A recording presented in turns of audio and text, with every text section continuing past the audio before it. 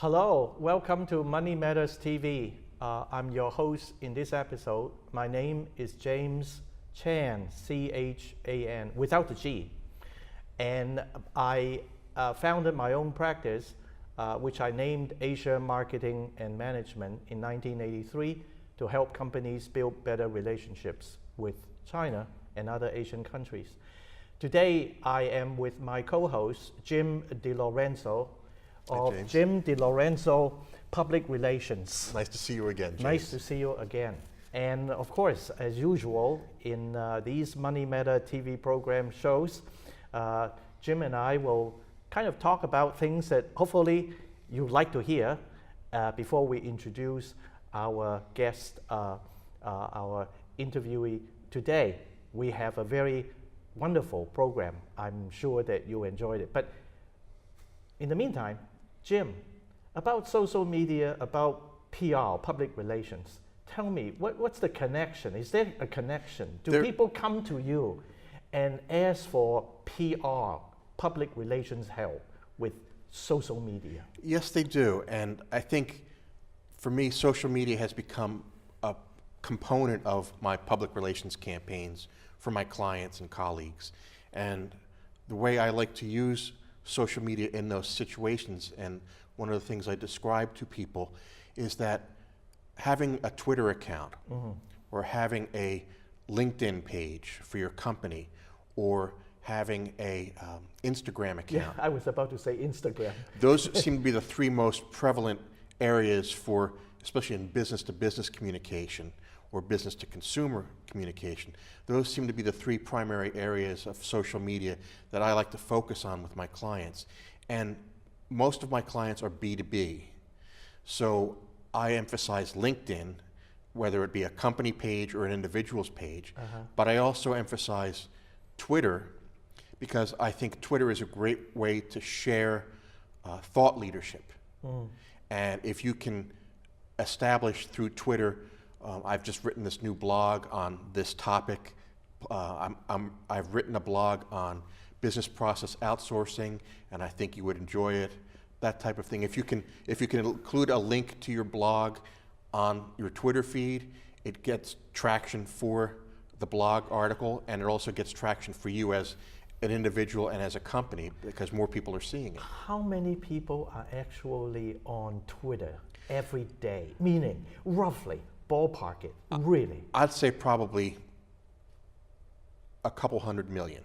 You mean, that means they check their Twitter feed or Twitter messages more often than they read the newspapers, the hard copy newspapers? Probably at this point. In fact, even I, as old school as I've sometimes been, I don't have a subscription to a daily newspaper anymore for the first time in I don't know how many years. I mean, I don't actually physically pick up a copy of the newspaper, and I was one of the last people that I knew that gave that up. Yeah. I have a digital subscription, right, but I also have a very active Twitter following of the newspapers that I like to look at.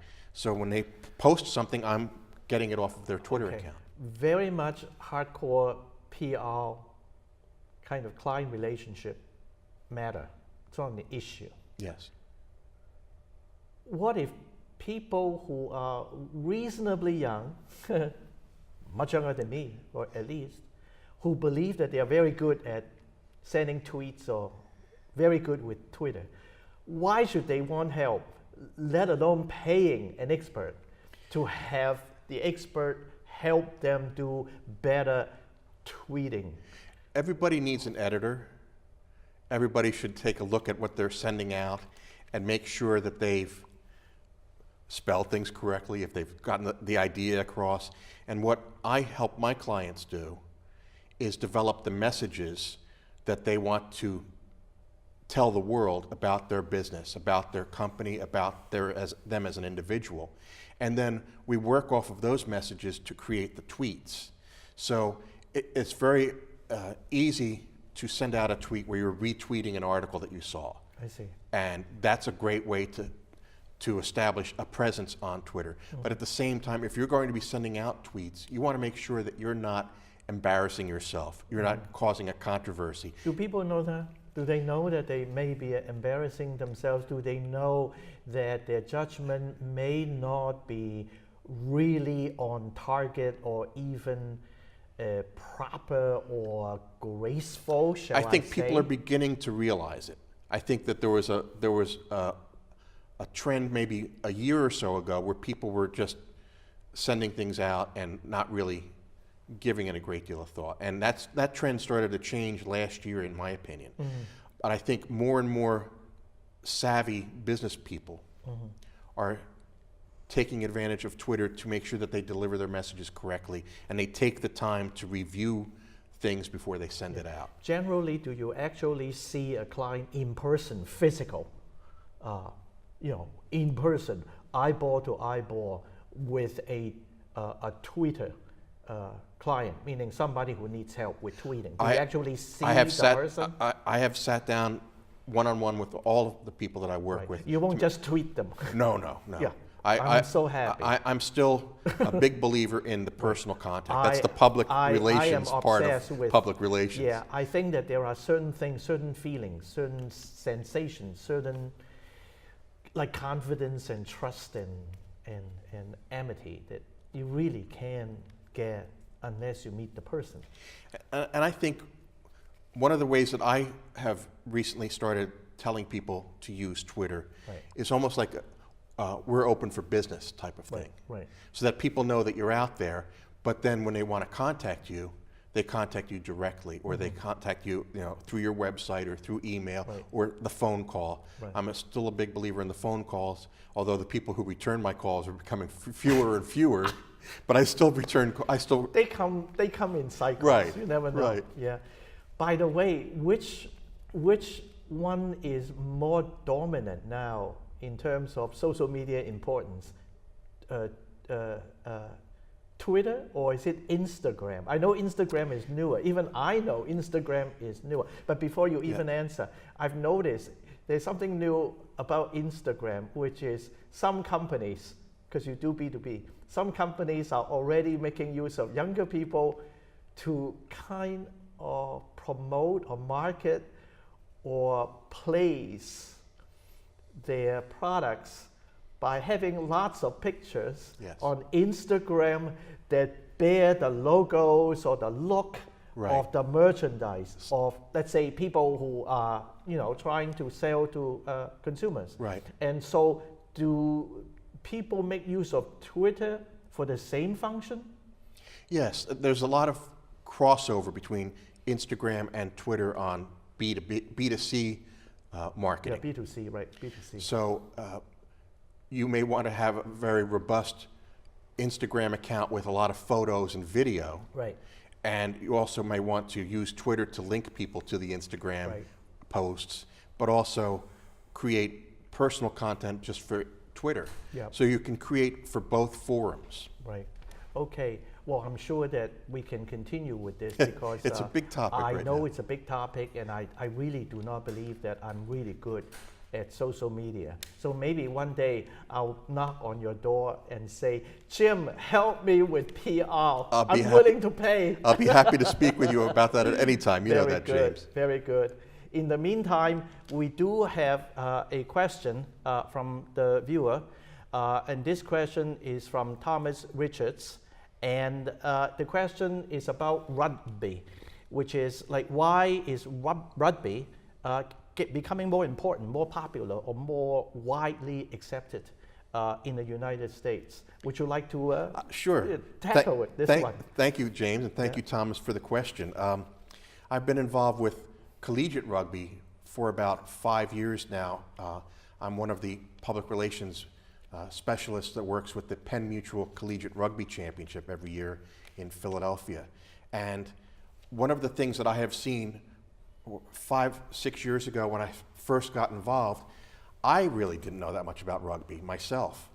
I had been in college sports, public relations for many years prior to working in the business areas, but I had not been involved with rugby because rugby is not an NCAA sanctioned sport.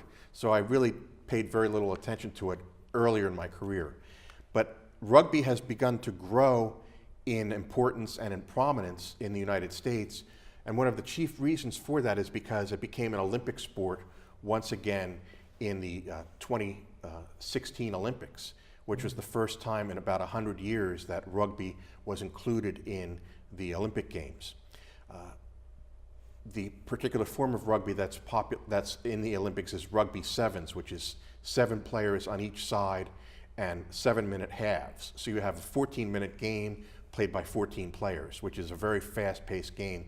The United States began building the development of rugby in the United States through the college programs.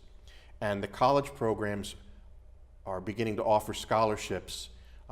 Again, they're not an NCAA sport, but they have seen a great deal of growth in the sport of rugby because it's a less violent and less injury-prone form of contact sport, and with the attention being paid to football causing concussions and other serious injuries, people are now more likely to want to play rugby and have fun with it.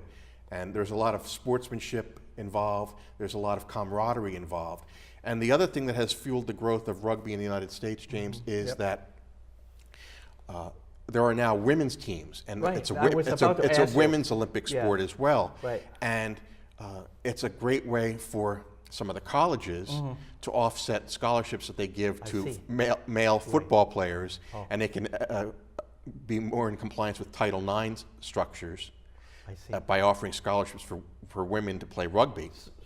And because it's becoming more, growing more on the college campuses, the high school programs are now starting to offer rugby teams. So it's not just all boys anymore. Right. No, it's boys and girls, men and women, beginning in high school and continuing through college. Mixed, actually? Even oh no, there are no co-ed squads. Yeah, no co-ed. No, okay, right. so at least. But as that continues to grow on the grassroots level, you're seeing more and more advertisers and companies willing to sponsor teams, like Penn Mutual has done. Yeah.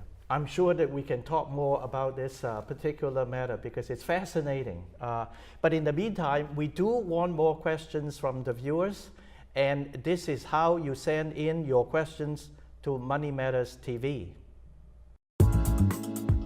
You can have your questions answered on Money Matters. Please go to our website, money-matterstv.com.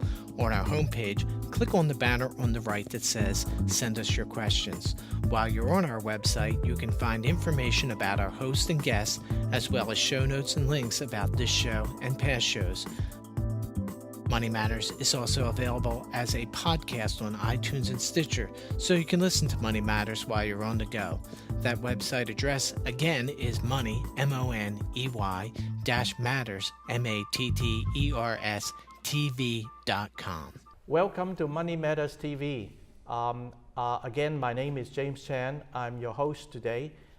We have a very interesting, I would say quite exciting episode because I have a young gentleman by the name of Zachary Waldman. He calls himself Zach, who is the founder of his own business. And Zach, welcome to Money Matters TV. Thank you for having me. Oh yeah. And of course, you know Jim DeLorenzo, and we're going to work you over with a lot of questions about cyber security, which is what Zach's profession is. And of course, his company is called Falchion Systems. But mind you, Falchion, you don't say it Falchion or Falchion, it's Falchion, as in the word mission or station. How did you pick Falchion Systems as a name to begin with? Of course, yeah. So my co-founder and I are both avid gamers and also big fans of medieval European history. So our solution that we were designing, the whole point was that it should be applicable to as many people as possible. So there's a version of it for huge enterprises, but also a version for someone who's just sitting at home and wants to protect their computer. And the falchion, back in medieval Europe, was used by different people depending on your region. In some regions, it could only be wielded by royalty, and it was used exclusively for dueling and things along those lines. What's the look of a falchion weapon? It looks similar to a rapier sword. Okay. It's very, very thin. It's not a huge broadsword. But in other regions, it was actually used by peasants to cut down wheat in their fields. So the idea was that it could be used by the biggest and the smallest, and you'd still get value out of it. But how is it related to cybersecurity? Well, it's related to our tool. Our tool can be used by the Okay, biggest all right. and the smallest Yeah, people. yeah. Now, Yeah. what does the Falchion Systems platform do in terms of cybersecurity? Right. So our platform is primarily, what it does, it's a concept called micro-virtualization, which is something that people in the field probably have heard many times. It is a What's the word again? micro-virtualization. Virtualization. Yes. Okay. It's a buzzword that's thrown around a lot. Traditionally, it's applied to big data centers. So that, for example, have you heard of Amazon Web Services, AWS, right? So the way that AWS is able to host so many different companies' sites and servers is through microsegmentation or micro-virtualization in another vernacular. So there's actually separation between everyone's products so that no one can be messing with each other. And what we've done is we've applied that same technology on a much smaller scale and increased the performance on your desktop alone, so nothing's being run remotely. And what this does is it allows your users to be inside a web browser, and let's say they fall for some trick and they accidentally download something. It stays contained inside this lightweight container that's holding the web browser instead of going in and infecting your system. Who do you attract? Who do you want to attract? What companies do you want to attract as your customers or clients? Yeah, so right now we're preparing for our first beta, and we already have a few people lined up. But the biggest customers we're trying to look for are people who, A, care about cybersecurity, because it doesn't matter if your organization doesn't care about cybersecurity, you're not going to want to implement a solution. Right. We also want people probably mid to large range, because people with experienced staff are going to be able to use the full tool set, and we want to be able to test the whole thing that we've made, not just the small version. Will the U.S. government find what you offer useful, practical, or even in great demand? Well, we're hoping so. The rise of, I think there was a 67% growth in social engineering attacks last year. Oh, wow. And I think it cost around $3 million per event last year. So Wow. it's a very, very costly type of attack vector that is incredibly easy to implement and very hard to defend. Go ahead. I was going to ask, what is a social engineering attack? Right. So a social engineering attack is kind of it's a broad form. There are different types of social engineering attacks, but as a whole, it's basically tricking a user or even an administrator, a network administrator sometimes, into either forfeiting information or downloading a payload onto their system that's going to allow you to remotely manipulate them. Okay. So You mean by clicking on something Yeah, by that clicking- you're not supposed to touch? yeah, or even recently there's been a resurgence in something called drive-by downloads, where you don't even have to click on it. You just have to visit the site, and it'll run. Wow, start that downloading is it in very the background. dangerous. It is very dangerous. It's called drive-by. Yeah, drive-by download. Download. attacks. Yep. Simply by passing through, Yep. you get infected. Yep. So you got to be really This is careful where awful. you view. Then how would people know what places to avoid? Well, at the end of the day, most people don't. Like experienced professionals, such as myself or anyone else who studies cybersecurity even a little bit, it's pretty obvious when something's fishy about a site to us. It's really hard to phish someone like me. Not saying it's impossible, because I'm not going to. There is no 100% in cybersecurity. There never is. But it's a lot more difficult to phish someone with a lot of experience, or even to trick them into going to a site. But at the end of the day, people who don't keep it in the front of their minds all the time, who aren't constantly thinking about how this affects my information security, are very easy to trick, even if they're smart in other areas. Right. Can industrial companies, manufacturing companies use your services? Yeah, of course. Any company that uses computers and wants to make sure that their computers aren't getting taken down by viruses or wants to protect their data can use our tool. Zach, when you're currently at East Stroudsburg. That's correct. And the incubator program at East Stroudsburg. Yep. And you've had Falchion Systems up and running for about a year now, is that correct? A little over a year. A little over a yeah. year.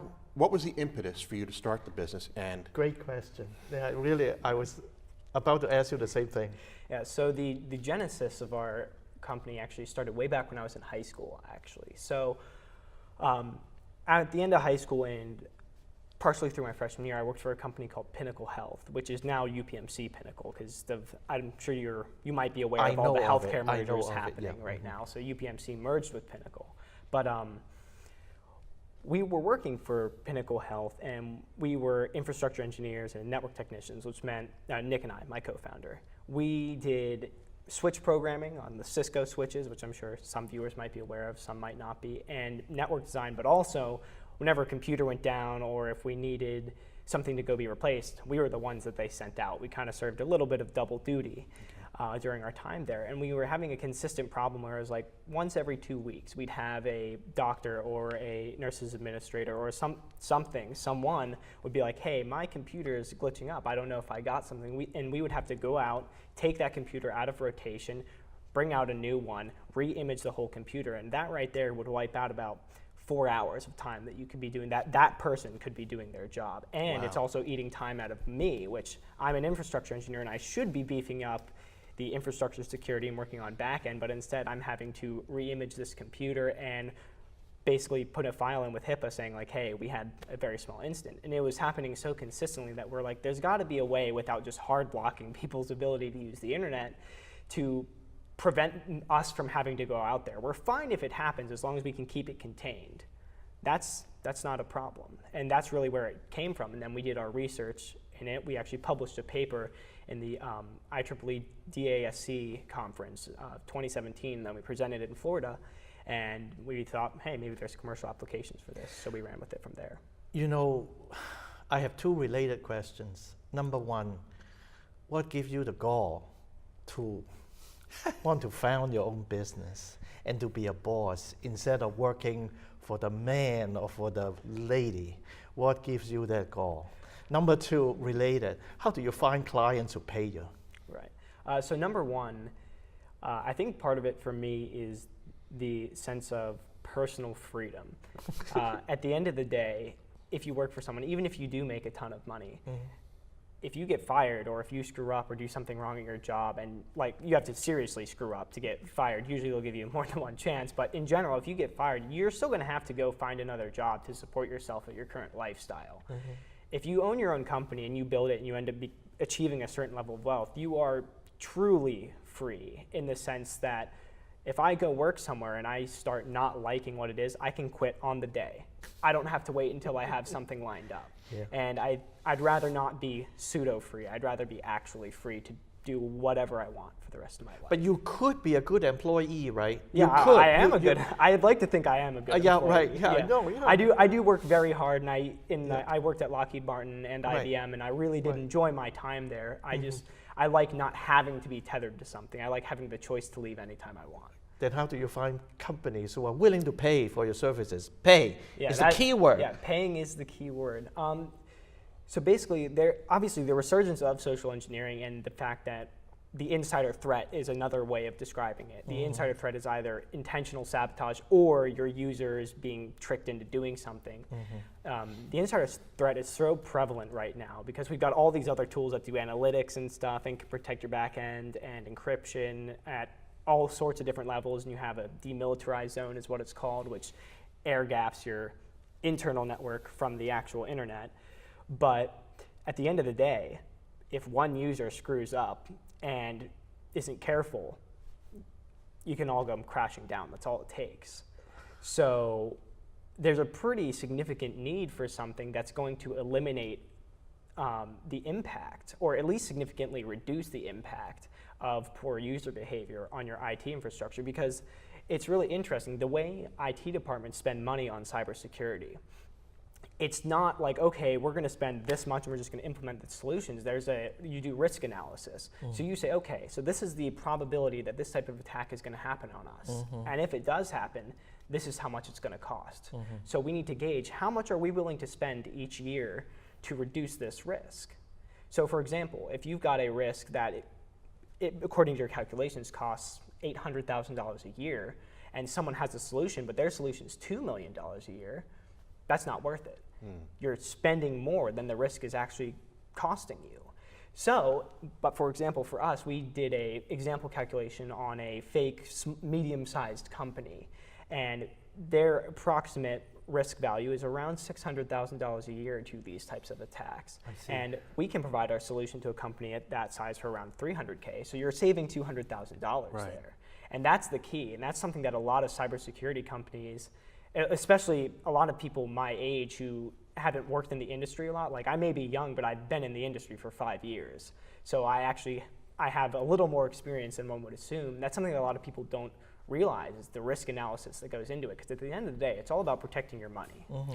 How do you overcome the questions that older professionals may have with dealing with a younger professional? Great question. Yeah, your age thing. Yeah. So I do get asked a lot because of my age. I will say my personality, I tend to get along with older people very well, like oftentimes more than my peers.